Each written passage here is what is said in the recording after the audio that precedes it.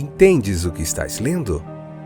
O podcast que te leva através das páginas da Bíblia, livro por livro, capítulo por capítulo. Uma exposição bíblica emocionante. Aperte os cintos e embarque comigo nesta viagem.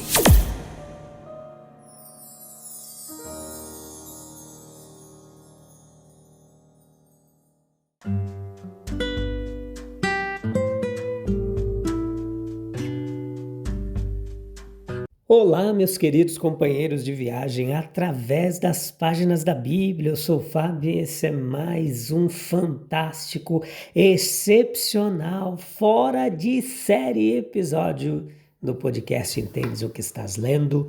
Hoje Romanos capítulo 15, parte 3, episódio de número 992, 12ª temporada. Estamos no último episódio do capítulo 15 e depois será o capítulo 16 em 3 episódios também, para a gente finalizar mais um livro da Bíblia, 12º. Até aqui nos ajudou o Senhor, bênção demais, que bom que você está aí, obrigado pela sua audiência, sua paciência. Se você tem gostado desse trabalho, compartilha, curta lá para que esses benditos desses algoritmos entreguem para mais e mais pessoas e a gente continue compartilhando para a expansão do reino de Cristo em todos os 4 cantos dessa terra, até os confins do planeta. Qual foi a explicação do apóstolo aqui na conclusão deste capítulo? Romanos capítulo 15, versículo 14 a 33, leia lá, vem para cá.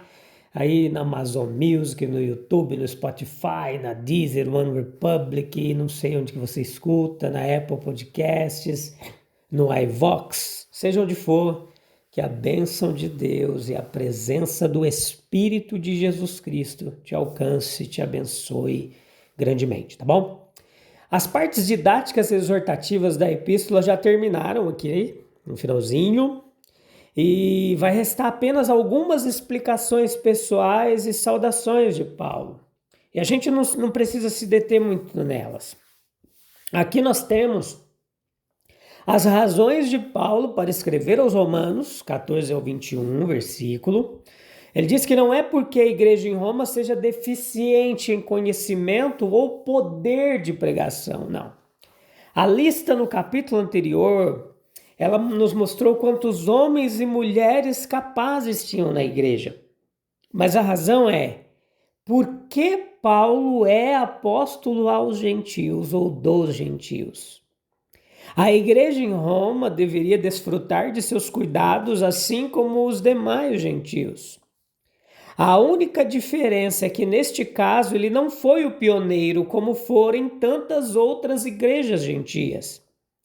E a respeito deste apostolado, ele faz questão de falar o seu caráter sagrado. Ele não foi apenas um ministro de Jesus Cristo, um oficial, mas também ele esteve prestando serviço santo na questão do evangelho de Deus para que os gentios pudessem ser preparados como oferta.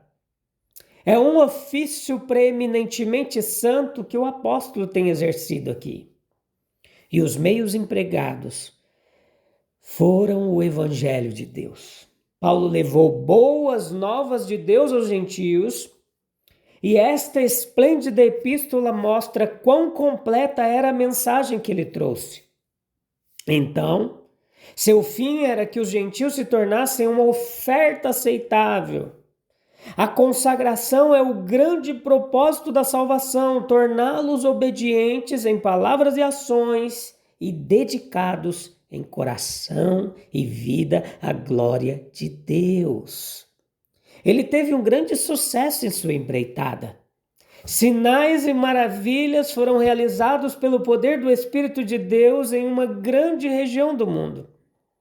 Mas tendo sido impedido até então de vir a Roma, ele escreve esta epístola para eles, e isso é como um gesto de despedida do apóstolo, inevitavelmente ausente, que ele escreve a epístola. Ele esboça o seu ensino para eles nos versículos 22 ao 28. Primeiro ele precisa subir de Corinto com dinheiro para os santos pobres da igreja mãe em Jerusalém, e dessa igreja o evangelho chegou aos gentios. É razoável, então, que haja agora um retorno no tempo de sua necessidade. Um retorno em coisas carnais é de se esperar após o recebimento de coisas espirituais. Ele espera, depois de concluir esse serviço em Jerusalém, ir para a Espanha, depois para Roma. Depois de Roma. Ele esperava chegar a Roma como um homem livre. Ele não imaginava então que seria como prisioneiro. Ele tem certeza de que virá como uma bênção para eles, versículo 29. Ele está inspirado pela certeza de que sua vinda não será em vão. E é essa certeza de bênção por meio de nós que deve animar todo obreiro do Mestre. Roma sentiria os efeitos da visita de Paulo por anos. E assim aconteceu. O pedido de intercessão de Paulo nos versículos 30 ao 32 demonstra sua certeza de bênção. Em vez de minimizar, apenas intensificou sua oração e o levou a pedir a outros que intercedessem por ele. E aqui notamos o fundamento do pedido. É por amor ao Senhor Jesus Cristo e pelo amor do Espírito.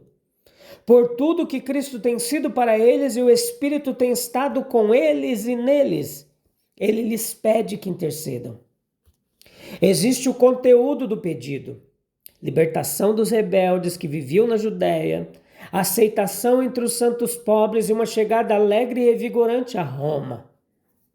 Destes dois últimos pedidos foram atendidos. Desses dois últimos pedidos foram atendidos, um foi atendido, mas o primeiro foi negado. A sua prisão pelos rebeldes foi anulada para grande bem espiritual. A bênção do qual o versículo 33 diz que o Deus da paz, o grande pacificador, é invocado para estar com eles, tornando-os uma igreja pacífica e feliz em Roma. É uma mensagem de paz, trazida por um apóstolo. E é demonstrado no versículo 29 a confiança desse apóstolo. Paulo vinha declarando seus planos para o futuro, especialmente em relação à sua planejada visita a Roma. Havia muita incerteza, mas uma coisa lhe era certa: estou convencido de que quando for ter convosco, irei na plenitude da bênção do Evangelho de Deus. Paulo tinha algum fundamento para essa expectativa? Sua confiança era justificada por fatos. Vejamos, cerca de 2 anos depois, ele chegou a Roma como prisioneiro. E qual era a sua principal ocupação então? Preparar sua defesa? Não. Pregando o reino de Deus, ensinando as coisas concernentes ao Senhor Jesus Cristo com toda a confiança, sem que ninguém o impedisse. Atos 28, 31. Havia 2 elementos em sua confiante expectativa. Primeiro, a sua confiança na bênção do Evangelho, a plenitude da bênção do Evangelho de Cristo. Paulo acreditava que a melhor bênção que poderia levar a qualquer cidade ou povo que visitasse era a bênção do Evangelho. 4 características do Evangelho tornaram uma bênção para o mundo. É um evangelho de amor e misericórdia. Esta foi uma mensagem nova para o mundo. Que contraste com os deuses cruéis das outras nações, é o Deus misericordioso que o evangelho proclama. É um evangelho de salvação. Ele não apenas nos mostra a maldade do pecado, a culpa que o acompanha, mas também nos fala de um Salvador. Aqui reside sua superioridade transcendente sobre as melhores religiões. Além disso, o Salvador de quem ele fala é um Salvador divino. Ele é capaz de salvar completamente todos os que vêm a Deus por meio dele. É um evangelho de vida eterna. Que esperanças ele abre. Que estímulo nos dá para nos esforçarmos, para lembrarmos que aqueles que são fiéis até a morte receberão a coroa da vida que não se desvanece. Ele nos ensina que essa vida é eterna em suas consequências. E assim exerce uma influência purificadora e edificante sobre a vida dos homens. Que consolo traz aos enlutados saber que a sepultura não é o fim de tudo, mas que existe outra vida melhor além dela. É um evangelho de luz e orientação. Ele nos aponta o caminho do dever. Ele nos dá não apenas preceitos sábios, mas também o exemplo pessoal do Senhor Jesus Cristo. Aqui também, ele transcende todos os sistemas humanos de religião e moralidade. Os melhores mestres humanos não estiveram isentos de imperfeição e pecado.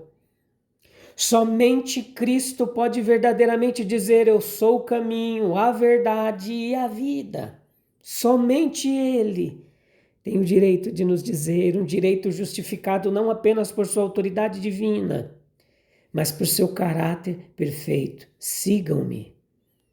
A influência de Jesus Cristo e seu exemplo são uma das bênçãos mais preciosas do Evangelho. Em 1876, a história nos conta que durante as comemorações do centenário da independência dos Estados Unidos, o até então presidente Ulysses S. Grant foi procurado pelos editores do Sunday School Times, que lhe solicitaram uma mensagem para crianças e jovens. E em resposta, Grant aconselhou as escolas dominicais a se apegarem à Bíblia, escreverem seus preceitos no coração e praticá-los na vida. Pois para ele a Bíblia era a âncora das liberdades e um guia para o futuro. O original dizia assim: My advice to Sunday schools, no matter what their denomination is, hold fast to the Bible as the chief anchor of your liberties. Write its precepts in your heart and practice them in your lives. To the influence of this book we are indebted for all the progress made in true civilization. And to this we must look as our guide in the future. Righteousness exalted a nation, but sin is a reproach to any people. Yours respectfully, U.S. Grant. Uma tradução mais fiel disso seria: meu conselho às escolas dominicais, não importa que denominação pertençam, apeguem-se à Bíblia como a âncora de suas liberdades. Escrevam seus preceitos em seus corações e pratiquem-nos em suas vidas. A influência deste livro devemos todo o progresso alcançado na verdadeira civilização. E é para ele que devemos olhar como nosso guia no futuro. A justiça exalta a nação, mas um pecado é vergonha para qualquer povo. Ele tinha essa confiança nos evangelhos e nas bênçãos que ele traz ao indivíduo e à nação. A sua confiança no poder de Cristo para comunicar essa bênção. Agora voltamos a falar de Paulo. As palavras do apóstolo expressam não apenas sua crença na bênção do evangelho, mas também sua confiança de que ele pode e irá comunicar essa bênção. Estou certo de que quando eu envelhecer e for ter convosco, virei na plenitude da bênção do evangelho de Cristo. E, no entanto, não era uma confiança em si mesmo, em sua própria obediência ou eloquência. Era uma confiança em Cristo. Ele sabia em quem havia crido. 25 anos ele o servira e mais de uma vez provara o poder divino da presença e da ajuda de Cristo.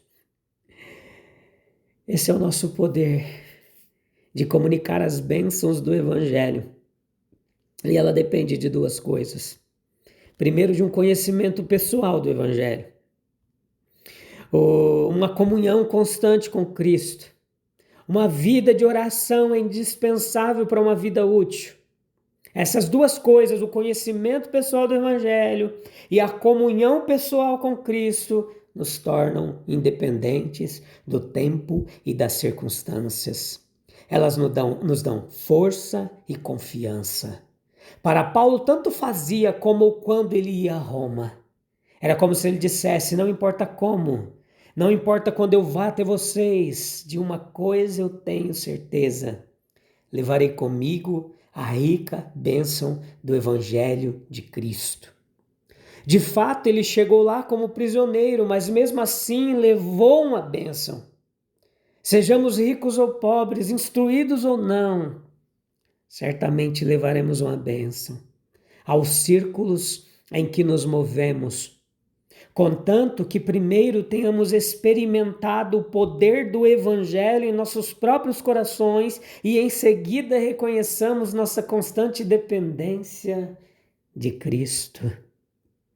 Nós podemos comunicar essa bênção pelo nosso caráter. Os cristãos de Corinto tornaram-se epístolas vivas, segundo Coríntios capítulo 3, versículo 2 e 3. E a transformação de suas vidas foi um testemunho notável do poder do Evangelho, também pelo nosso testemunho pessoal. Se conhecemos por experiência própria o quão precioso é Cristo e as bênçãos do Evangelho, nós estaremos mais preparados para proclamá-los aos outros. Pois Romanos 15 nos mostra que a obra cristã não depende de ausência de dificuldades, mas da presença de Cristo. Paulo enfrentava incertezas, mas confiava que levaria consigo a bênção do Evangelho. Também nós somos instrumentos na mão de Deus. Quando conhecemos o Evangelho e permanecemos em comunhão com Cristo, nossa vida pode se tornar uma mensagem que alcança outras pessoas. Eu tenho confiado mais na minha capacidade ou no poder de Cristo? Minha vida, ela revela a transformação do Evangelho? Vamos orar? Oh, aleluia! Para encerrar mais esse tremendo episódio. Senhor amado, junto ao meu irmão e minha irmã, a gente se prostra em tua presença, clamando para que o Senhor faça de nós instrumentos da tua graça. Dá-nos um profundo conhecimento do Evangelho, Deus, e uma profunda comunhão constante com Cristo. Que a nossa vida, nossas palavras e o nosso testemunho levem esperança aos que estão ao nosso redor. Pois mesmo diante das dificuldades, dá-nos a confiança de Paulo para continuar servindo. Amém, amém, amém. No próximo episódio a gente vai para Romanos 16, acompanhar as saudações finais de Paulo e conhecendo pessoas que participaram da expansão do Evangelho. Tá bom? Até lá. Deus abençoe. Um abraço. Tchau, tchau.